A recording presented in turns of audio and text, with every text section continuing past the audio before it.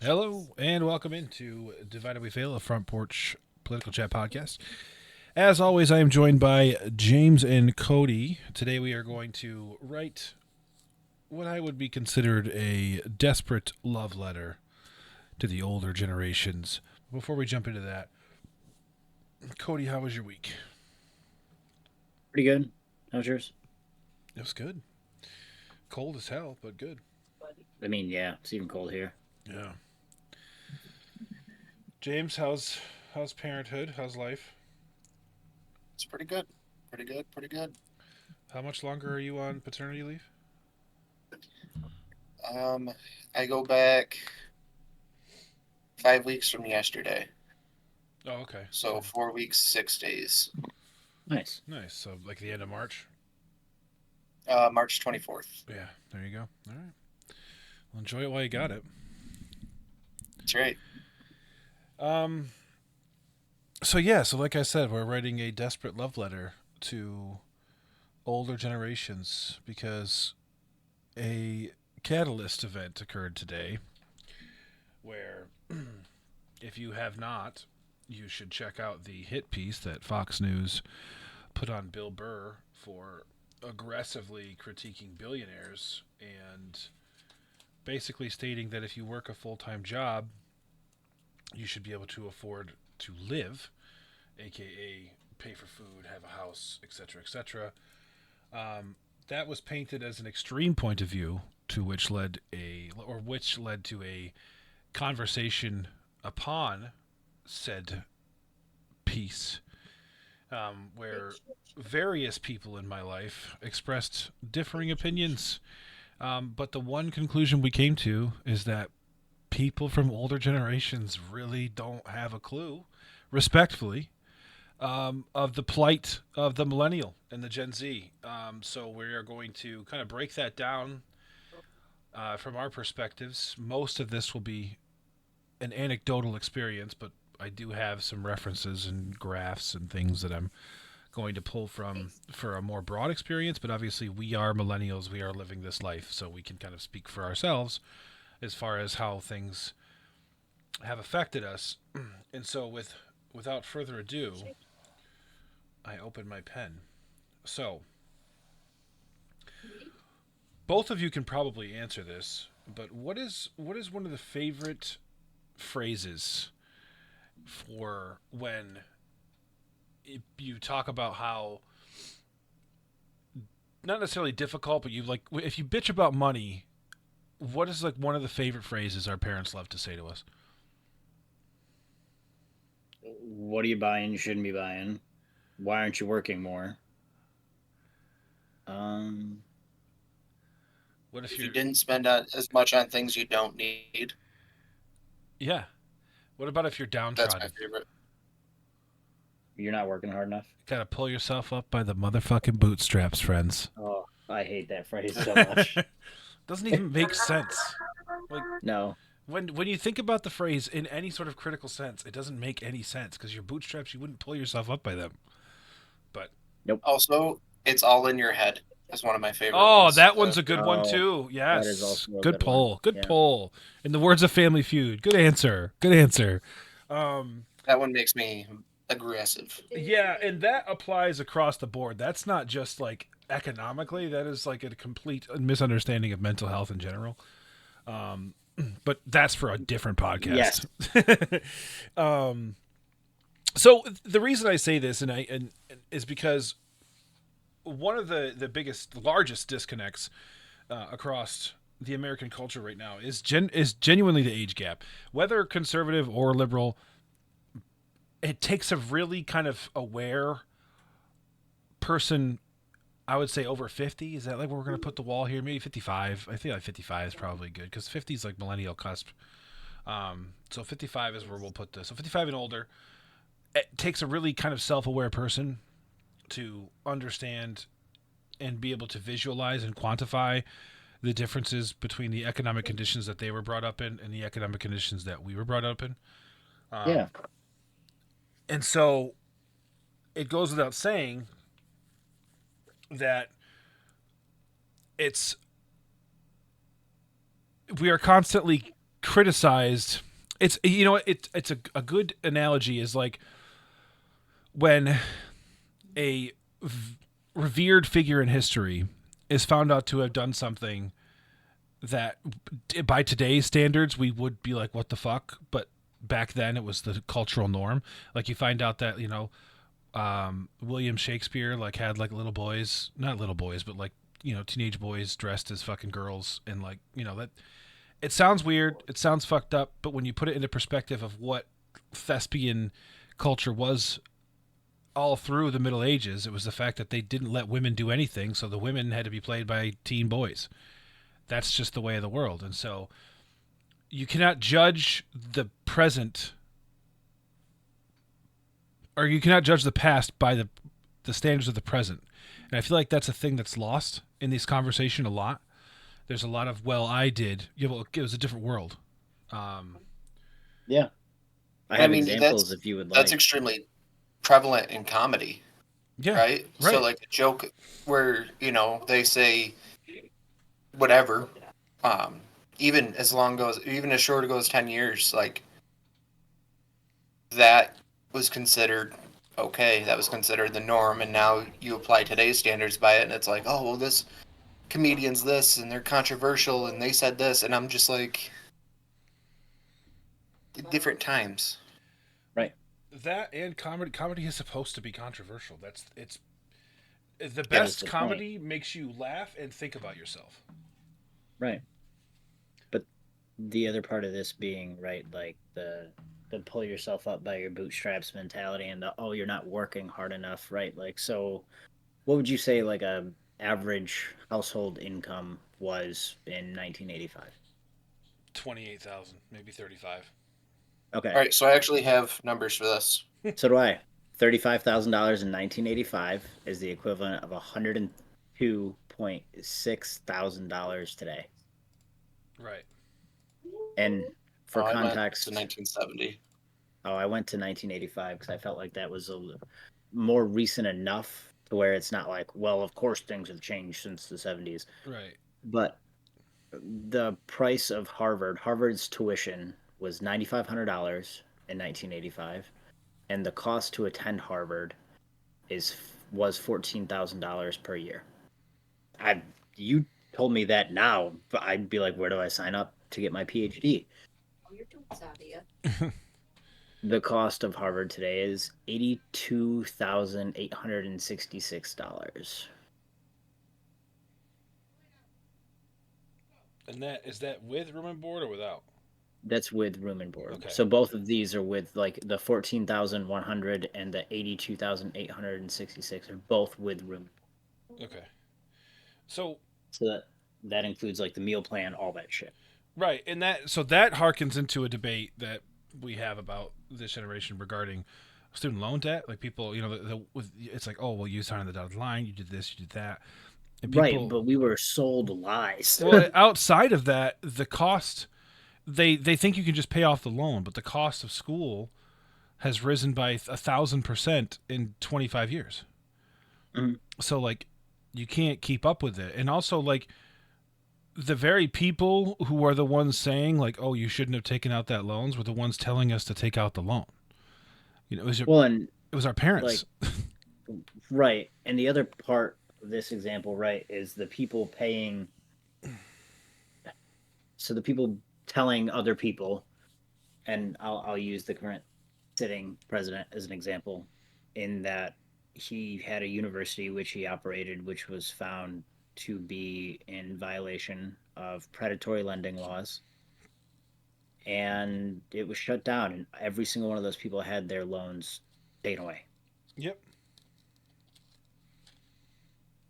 The problem is that the predatory lending laws are great, don't get me wrong. The predatory lending on student loans in general is just astronomical. Yeah, and you can't qualify unless your school like loses its accreditation. Right. And you can't, like, it either has to be like a school that's known for ripping people off, or they have to lose their accreditation, or something.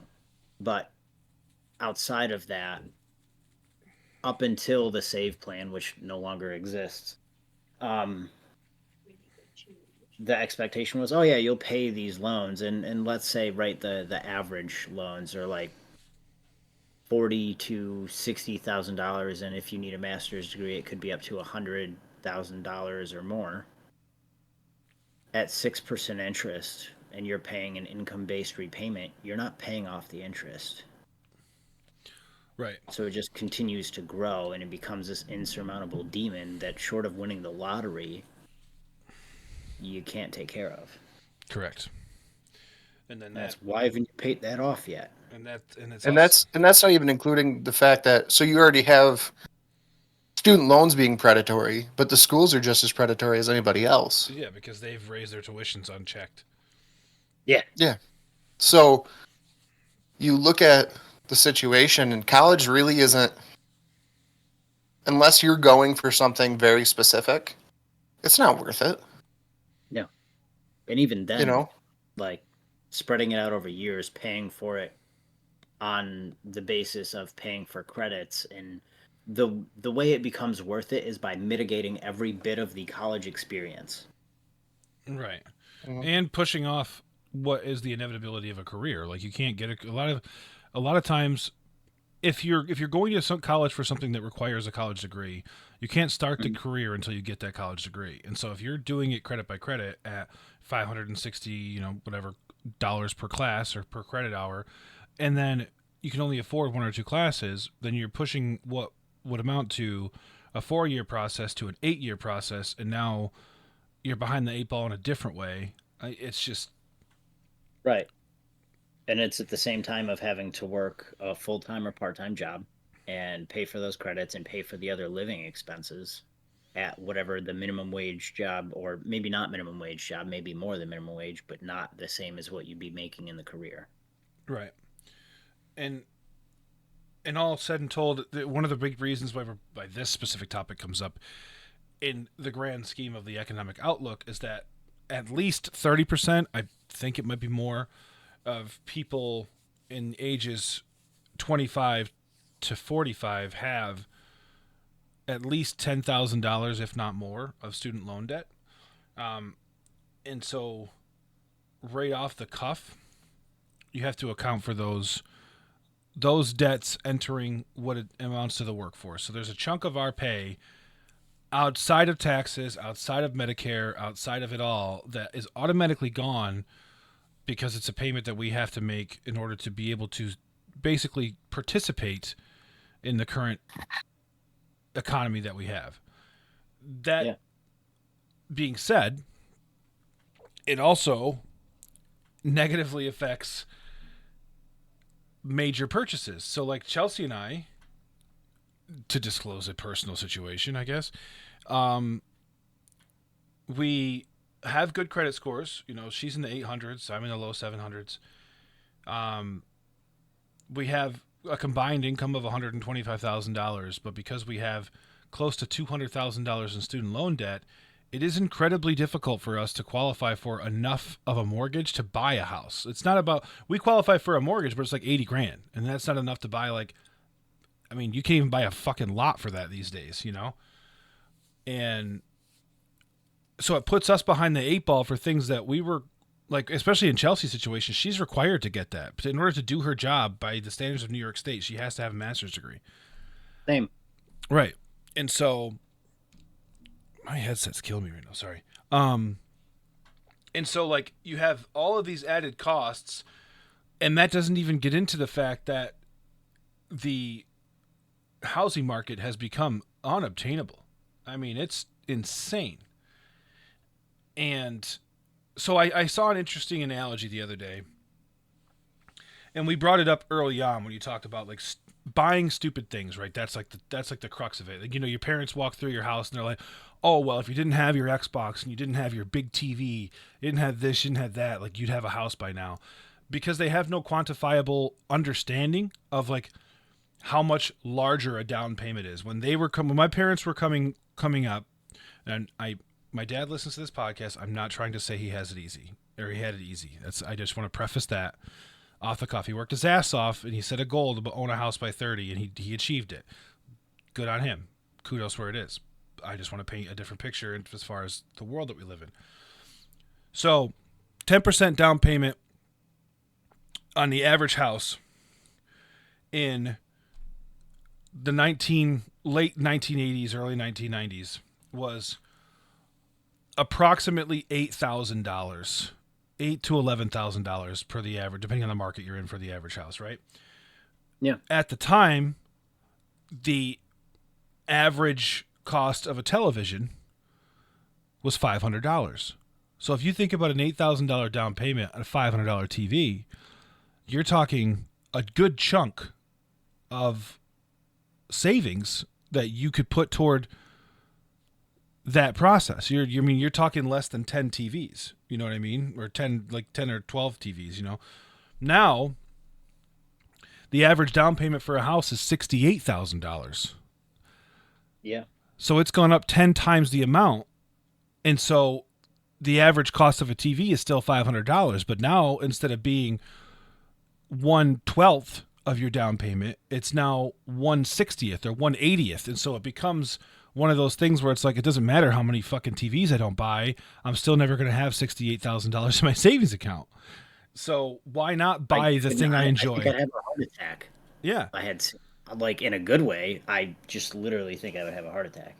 Right. And so, like, why not get the thing? You know, you only get to live once. Why not get something that brings you joy if you're never going to attain the goal that you want in the time that you want to? Not like, you know, it's gotten to the point now where, like, most millennials you talk to, if they didn't get help from their parents or they didn't get like some weird lump sum or didn't hit the job lottery, they're not expecting to buy a house until they're in their 40s. I mean, just it, you know. I mean, the only reason we have our house. The biggest thing that. Oh, sorry about that.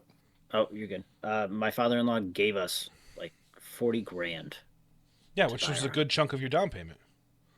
Almost all of it. Right. And the rest of it came from the house that Steph previously had. Mm-hmm. Her equity in the house came to be the down payment. Like, right. I paid the lawyer because that was $600, and that was something I could afford because I didn't have tens of thousands of dollars in my savings account. Right. What were you going to say, James? And that's not even on top of the fact that when you look at rent. Yeah. You know, before you buy, you rent. I mean, that's usually how it goes unless you live with your parents until you actually can afford to buy a house. But a lot of times, like, I'm going to be quite honest with you. Did I need to move out when I moved out? No. I moved out late. I moved out at 25. Mm-hmm. So it's not like I moved out young, or it's 23. Either way, it's not like I moved out young. You know what I'm saying? And, like, I've always had cheaper rent because I'm 6'3", 300 pounds. Where I live isn't, if I live in a rough part of town, that's not, you know, that's whatever. Insurance. Yeah. Right. Not many people are going to bother you intentionally. Yeah. So, like, you know, like something like that where I'm like, I really don't need all this stuff. I got my couch, I got my TV, I got my PlayStation, I'm set. So you look at, like, and I mean, I'm different like that because, like, I don't really need the fancy, the newest, anything. I really don't care. Mm-hmm. But, and that's me not caring about stuff like that. You know, I've had apartments where I think my cheapest apartment was $500. The most I've paid is $750 for an apartment. Mm-hmm. And that's considered low. Like, yeah. I know people who pay like $1,300 for rent. Yeah. I mean, now that down here where that's the low average down here where I live. And see, like, and now, like, yeah, like now that's the mortgage is half of that. But there's so much red tape that goes into doing that stuff. Mm-hmm. You know what I'm saying? Like, you're never going to save, you know, $40,000 for a down payment when you're literally paying $1,300 a month. Yeah, because it used you know, and like, oh, go ahead. And that's the thing, like, and as far as like the having things you don't need argument goes, yeah, I have things I don't need. I mean, I'm sitting next to a wall of signed mini helmets by my favorite Bengals players. I don't need those. You know, Mhm. Right, but what across do from me those is my cost a PlayStation piece? 4. Like $20? No, No, No? no. How, my why Joe not? Burrow one. I have a Joe Burrow one that goes for 600. Oh, Jesus. Okay. Fair enough. I didn't pay that, but Yeah. Good for you. um, but like, yeah, I have my PlayStation 5. But also, it's not even just the financial things. You look at the cultural things, right? Hmm.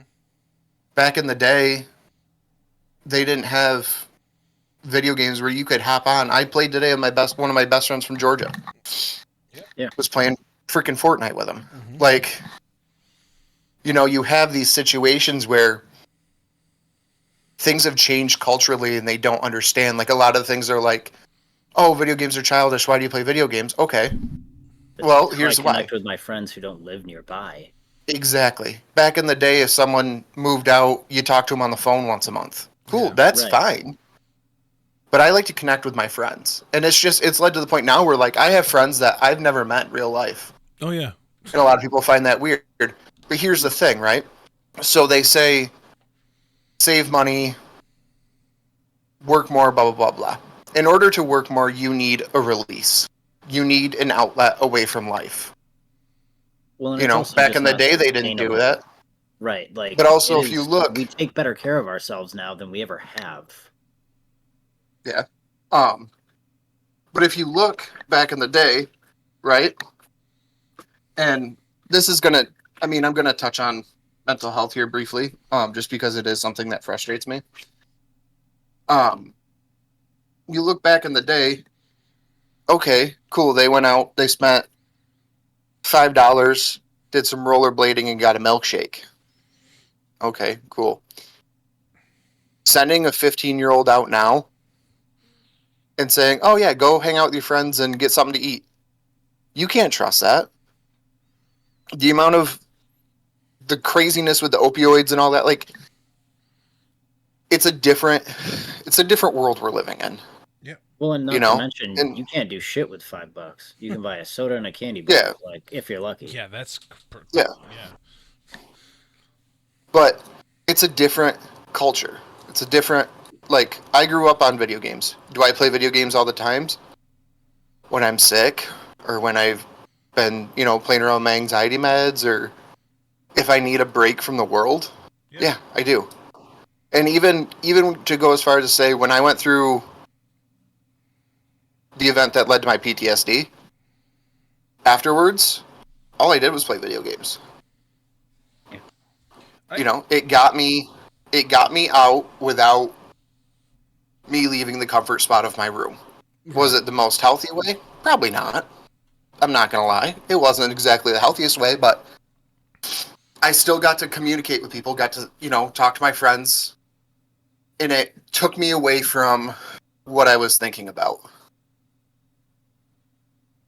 Yeah. Yes, I preferred playing outside when I was a kid, and even today, if it comes down to sitting inside and playing video games, or it's a nice day out, I'd rather go out in my hammock and relax.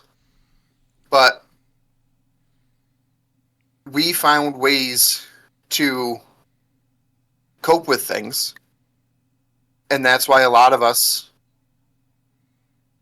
probably aren't going to die of heart attacks at 50 because we have so much stress and anger from working all the time. No, that'll just be from the chemicals When in it- the food. Yeah, but it's not on the chemicals. That's not in the video games. But then you look at situations like mental health. I'm a big advocate for PTSD, depression, all that. Back in the day, they go, he was just shell shocked. He's a little weird. Whatever. No one, like today, we know so much about that.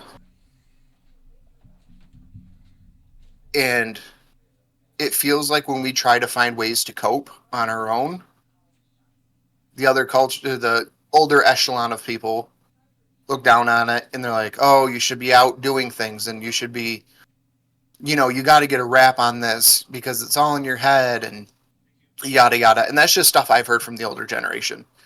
Now, when I hear that stuff, I get pissed. I'm not gonna lie, because you're right. It is in my head, and that's exactly the problem. Um, what is causing it is what controls my body. You can't. It's all in your head thing. Yeah, it's my brain. It's the thing that controls my body. It's the thing that's making my heart rate jump up to 120. If you think for 1 second I couldn't, if I could control that on my own, I'd be letting it happen. You're crazy. You know, and it's one of those things where I feel like they just don't. The older generation doesn't get it. Um, they don't understand a lot of this stuff because a lot of it when they were kids was told, just ignore it. You're fine. Move on. Yeah. And it's so hard to talk to that generation about things to the point where like I've even kind of given up on trying to explain it. Right. Because it's always, well, I walked uphill both ways to school every day. Okay, that's fine. That's fine. I'm not saying that your bullet hole doesn't excuse the fact or doesn't cover the fact that I got stabbed. Uh-huh. So while you may have had it rough, I agree 100%. But if you take a Lexapro, I bet you'd feel better. Right. So, it's and that's the situation I run into, and it's just that's one of the biggest frustrating things for me is I'm open. I'll tell you all about my PTSD. I'll draw you a picture of what happened. I will walk you through my night and everything that's happened since. But you can't have that conversation or connect with people of that generation anymore because they say, oh, well, I've seen this stuff too. I've done this stuff too. Okay, well, that doesn't change the fact that this has permanently altered my brain. right. And I can walk when we do our mental health episode. I'll probably end up walking our viewers through it and explain everything. But again, a lot of that cultural divide or a lot of the problems we have, like even just openly explaining things to them is hard because it's always, well, my life was harder. And it's the thing of you had struggles, but I'm having struggles too. They're not the same struggles. And I'm not saying let's compare scars. But what I'm saying is I want you to listen to what I'm saying. And I want you to try and see it from my point of view. Right. And that's one thing I feel like this older generation is not good at. And I'm hoping going forward, like I will be with my son and his friends, open and try to understand their point. Well, and it comes from this culture of toxic, whether it be masculinity or comparison or whatever the hell you want to call it. It comes from this, well, you had it rough, someone had it rougher, suck it up and deal with it. Like, it's not that simple. Like, yes, I get that 40 years ago you brushed everything under the rug because you had no idea how to talk about how you felt, so you did either nothing and eventually at some point exploded, or still haven't talked about it and don't have any meaningful connection with anyone in your life as a result, or you use these negative coping skills, whether it being drinking, drugs, sex can be a negative coping skill, assault, other, like, all of these things, because you refuse to deal with how difficult or stressful a situation was for yourself and just try and pretend like it didn't exist because someone else had it harder. The news of that being someone else is always going to have it more difficult and someone else is always going to have it better. It doesn't negate anything that's going on in your life. Yeah, it's a constant, and we run into this across every plane of debate, and that is the anecdotal argument. And I'm so tired of dealing with it because correlation does not equal causation, and people just completely fail to understand that. Like, just because you had X event happen to you and you were relatively okay and kind of got over it, doesn't mean that if the same thing happens to 20 people, all 20 You're people are going going to to experience experience that it the the same way. same way. Exactly. And so Right. it's it's disheartening because It's you a lack of empathy. I wouldn't even necessarily I think I don't Whether it's intentional or not, it's a lack of ability to empathize with someone else's perspective. right, and I think it's masked as tough love. Right. It's I can't understand your experience or your perspective, so I'm just going to tell you to deal with it. Right. And it's And everybody's different. Like I thrive under tough love most of the time. right. When it comes to my mental health stuff, not really. I Sure. thrive under pressure being on me. Always have. Yeah. Not when my mental health's involved. And that's the thing. Like, it's extremely frustrating. Um, I'll give another comparison real quick. So, I had, when I was going through my anxiety stuff the first time, I had a friend who was in that older generation say, "Oh, I think I've had some anxiety before where like I've I've been up all night, unable to sleep because I was just thinking about stuff that was just not going to happen and all that." Yes, that is a form of anxiety. And then their prescription was you just got to shut your mind off and get through it. Okay. So my anxiety didn't do that. My anxiety was if I left my house, I felt so unsafe that my heart rate would jump up to 120. Sitting down outside of my apartment, 120 beats per minute. Right. Not only Which is is that unattainable to do anything in public if that's just sitting outside of the front door. exactly, I would get up, I would run down to my local Kinney's, which was, to put it in perspective, well, you guys know, 1.5 blocks. it was from the fairgrounds. Well, not quite. It was a little bit further than that. From Van Duzy Street to Kenny's on Coffee and Street for you guys, so you know where it is. We're talking quarter Like two mile. and a half blocks. Yeah. Yeah. Maybe Yeah. 3 blocks at most. Yeah. To get down there, grab a couple Gatorades, maybe a snack, and a roll of dip to try and get me through 5 days so I didn't have to do it again for 5 days. Right. Yeah. And then go back Borderline home. agoraphobia, but not from being afraid of the outside, but hmm from the anxiety and not wanting to experience that distress. Yep. Yeah. So I spent probably a month and a half leaving my house every other day. That's what my anxiety showed itself as. And that's not, and I'm not looking for pity. Like, I get it. People have had it worse. I'm sure there's people who have worse anxiety than I do. But to hear somebody say, oh, well, you just got to shut your brain off. Well, without meds, it doesn't happen that way. And Right. it's fucking patronizing.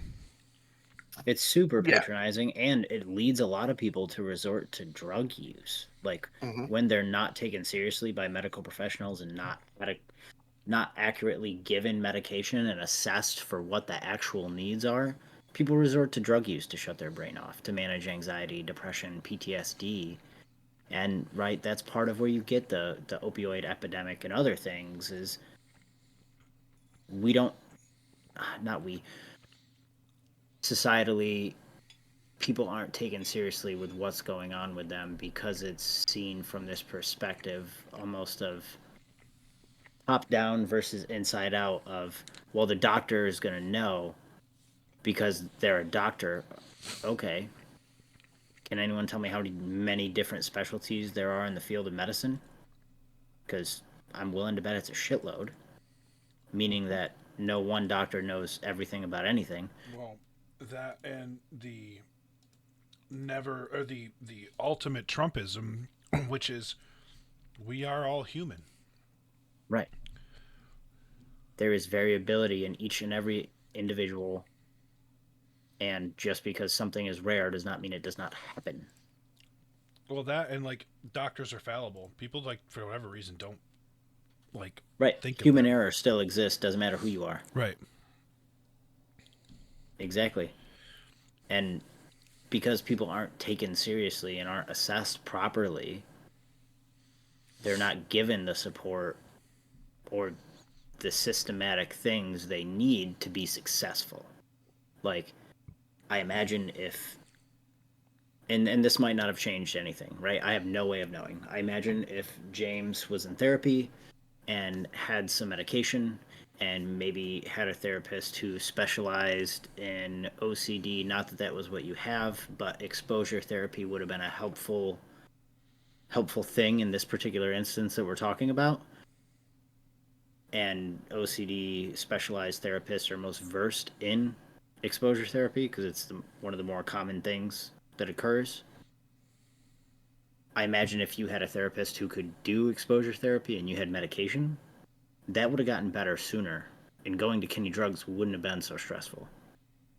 And a lot of it was, so I was lucky I had a therapist who I was explaining to her what was going on because it wasn't immediate, obviously. It was 6 months after the event. Mhm. Um, and I explained to her, like, I was like, can we do a Zoom call? Because leaving the house is a hard thing. Mhm. And I remember we had one Zoom call. I had seen her before. And she goes, we got to do something for you. And I was like, I'm trying. And she's like, no. She's like, I'm not saying you're not. She's like, but we got to do something. And that night she called, or that day, called my doctor, my primary.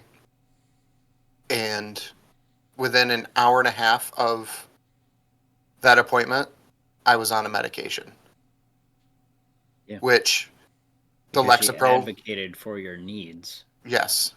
And with the Right. Lexapro, she told me it's going to get rough before it gets better, Sure. but I want you to stay on this. And my doctor never had that conversation with me. It was all my therapist. She told me, Which write is it out. hilarious because she's the She one who said, doesn't prescribe meds. exactly. She said, give it 6 weeks. She said, I know people with PTSD. This has helped them. It might not help you, but I think it might. Right. And if it doesn't, She we'll said, figure something else out. But here's a yeah, starting point. yeah. She said, give me 6 weeks on it. By week 7, I was going to Kinney's. No issue. Went and had lunch with my cousin. No issue. I had anxiety. Yeah.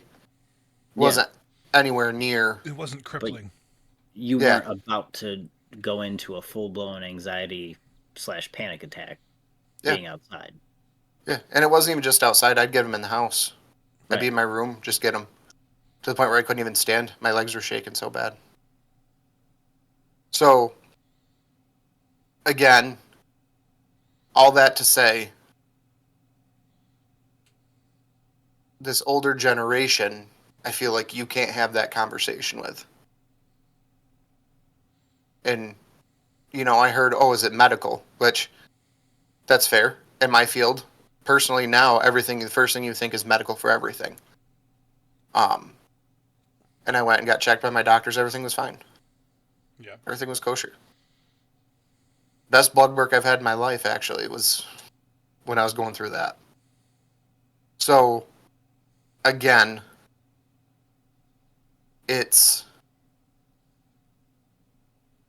it's one of those things where I don't expect people to understand, and this older culture, like I don't expect them to all 100% understand it, but just listen to what I'm saying, Right.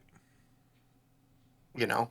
And I mean, I was lucky. I was one of the lucky ones. I had a great therapist. I had a great support system around me. Like I thank my lucky stars for that every day, but you look at a lot of this older generation, that conversation isn't something you can have.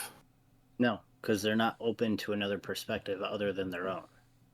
Hmm. And in And their I'm day, not anxiety saying was all every made up. single one of them, but No, the no, culture of their generation is they're not exactly. open to perspectives other than their own, which creates a lot of problems because it's a very closed way of looking at the world, and that's just not how things work. Exactly. And it was easier to have that mentality 50 years ago, when if you didn't want to read the news, you just didn't turn it on the TV or look at the newspaper. And you could stay as ignorant as you wanted. That's not a reality of the world today. It's important to have information about other perspectives other than your own. Well, and that ties into a lot of. You look at the news sources, Fox News, MSNBC, CNN, all of them, right? They come from a time where they took what everything said as true because nine That was times the out of 10, everything expectation. they said was true. Yeah, because they're talking about Walter Cronkite and Dan Rather. Right. Very different people. Exactly. But they don't understand today that a lot of the stuff they watch isn't news, it's opinion shows. Yeah. It's The View on a political network. Yep. So what they read and hear from the TV, they believe is 100% true. Right. You know, and it becomes easy for them to get brainwashed into their own groups and lose most of the ability to keep their mind open, Right. you know? And it creates not only political division, but a division within families sometimes. Oh, a lot of the time. Yeah. So you look at these situations where, you know, and I'm a big believer of, you know, but have what feelings you want, believe what you want. But at the same time, if you're going to make claims, make sure they're correct. Yeah, back it up. And that's why a lot of a lot of the political arguments I get into, I see, especially on like Facebook, I'm like, okay, you made this claim, back it up. Yeah. And a lot of times, there was a friend of a friend. Well, she's or he's friends with one of my friends on Facebook. Anyways, not the point. Um, he made, well, I can't remember what it was about. It was something about Trump and Russia. And I said, okay, show your work. He gave me 3 opinion pieces in Wikipedia. Yeah. And I'm like, Right. bruh, No one knows how to identify a primary source and or whether or not a source is credible. yeah, you can have all the primary sources you want. If none of them are credible, It it doesn't don't mean matter. anything. It's irrelevant. And I literally said, so you just gave me 2 opinion pieces and Wikipedia. None of those are credible sources. Mhm. Well, this one was from CNN and this one was from this. And I'm like, my It's point. an opinion is an opinion. I don't care who it or where it comes from. I don't care if it's Harvard's opinion. An opinion is an opinion. And this is Give me why something scientifically backed. if I was a legislator, would pass a law not restricting freedom of the press by any means, but making it a law where if it is an opinion of the writer, the headline has to say opinion in it. Yeah. And a lot of them do. A lot of them do. Yeah. Yeah. But people still ignore that. Right. Or they the local share paper something. I have here always says opinion, and then or it'll say like in parentheses afterwards. My favorite's when they post or they give you an opinion article and then they just read the Title? title of it, and then everything they're saying is completely negated in that article. That's also a funny one. I like when And people then don't read the articles and try to quote them. and then you say something and they say, well, you don't know what it's like, you didn't live in my day. Okay, well, I didn't have to live in your day to know that you're not providing me with any evidence. Actual information. Somebody said that to me one time, and my response to them was, "Yeah, you're right." And sometimes I question whether or not you live in my day. Right. Like it's just a stark contrast from reality sometimes. Right. There are so many people who are caught up in their golden years of life and not living in today's world. Yeah. and And that's that's not to problematic. say, and that's not to say that every person over the age of 55 thinks this way or is this way, No. No, or absolutely to not. say that they're all cruel-hearted. Um, this just, I feel like, should be an open letter to them. Like, hey, we get it. Like, your generation did a lot of good things. It also did a lot of bad things.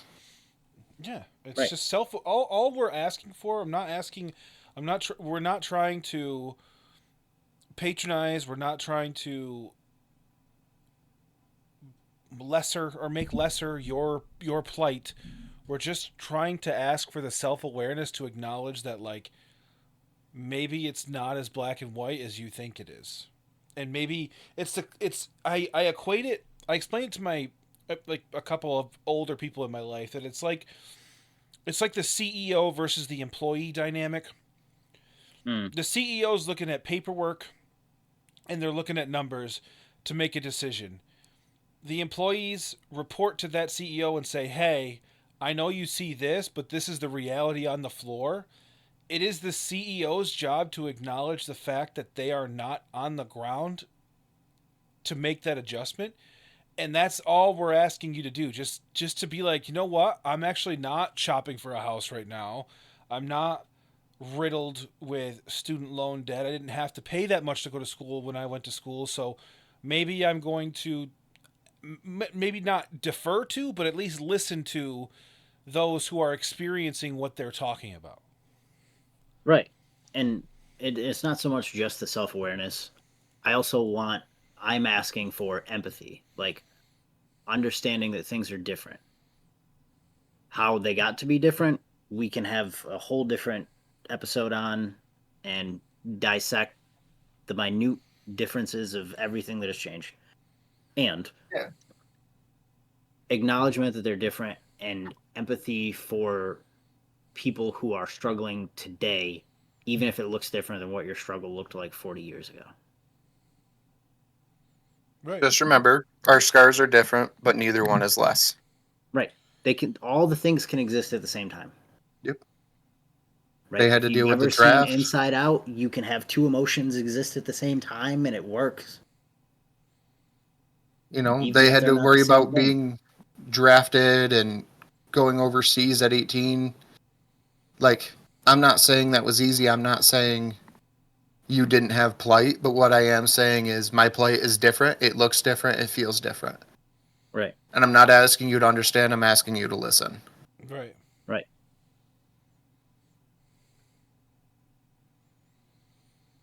Yeah. And yeah. And this isn't just liberals saying this. This is a conservative saying it. Right. These are people who want to have understanding from other people and be able to have input and inform decisions and change things so that they're not as stressful, because some of this is also unnecessary. Mm-hmm. Um, 100%. I'm sorry. I'm so distracted. I just found out that we're moving into the age of roach milk. What? I liked the way you asked that. So, the Pacific beetle cockroach has been found to produce a milk-like substance that is over 4 times as nutritious as cow's milk. Done. Not doing it. Nah, dog. Nah. I'm still okay. Could you imagine And for having that, I'm out. Could you imagine having roach cheese? That's crazy. I mean, I'd try it. Yeah, You put a healthy cheese in front of me. I'm gonna try that's it. true. If they're like the roach cheese makes it like lowers your risk for a heart attack, I'm gonna buy it by the pound. If they come out and say it tastes like cheese, Doc? Yeah. if they come out and say it tastes like cheese, it's got very little sodium and it's actually a superfood. Yeah. All right. I'll end up constipated and be happy about it. From now, I'll stick to my almond milk. You and me both, dog. No, it's delicious. Oat milk is better, but No, dude, nut milk is nut milk, dude. It's trash. it is not. I I've got nut disagree. milk for you. I've tried I've tried so many nut milks. I can't stand them, but I'm also I bet you have. You know what? We did so good at being responsible and We did. professional for 50 minutes. We made it 50 minutes. Listen, you can't just say nut milk and expect me not to say something. I'm sorry. That is on me. I am a grown child. Well, it's actually But it's on me for getting distracted by roach milk. Really, is what it comes down to. yeah, But either way, what I was going to get into is that was actually a really good point to like end the recording because I think we covered all of our bases and we signed our letter with well wishes and kisses and bonbons. And Ooh, bonbons. I love my parents very dearly. I hope this doesn't turn into an argument. I wish you the best of luck. Yeah. Is there anything else you guys want to say before we go and I go play Avowed until I can't open my eyes? hi, Mr. Jibo. He'll appreciate that. Yeah, Yeah. I mean, hi mom, hi dad. Whether or not mom listens, I don't know. No But way. There's no I way. don't think either of my parents listen. That's I don't fair. think my mom knows. Does your dad? Oh, my mom knows. She Does doesn't listen. Does your dad listen, James? I don't think so. Don't worry, mine either. Oh, All right. Well, enjoy your week, Cody. Enjoy Costa Rica. Thanks. I am jealous. It's a good time to get out because we are buried. Yeah. So I know it's a work thing, but try to enjoy time with your wife, relax, sit by the beach, drink a Mai Tai. That'll be the plan. And come back rejuvenated and refreshed. James, enjoy another week at home with your wife and your child, and me. I will continue to work the grind for all of us, okay? sounds All right. good. All right, guys. Have a good week. All right. You too. You too.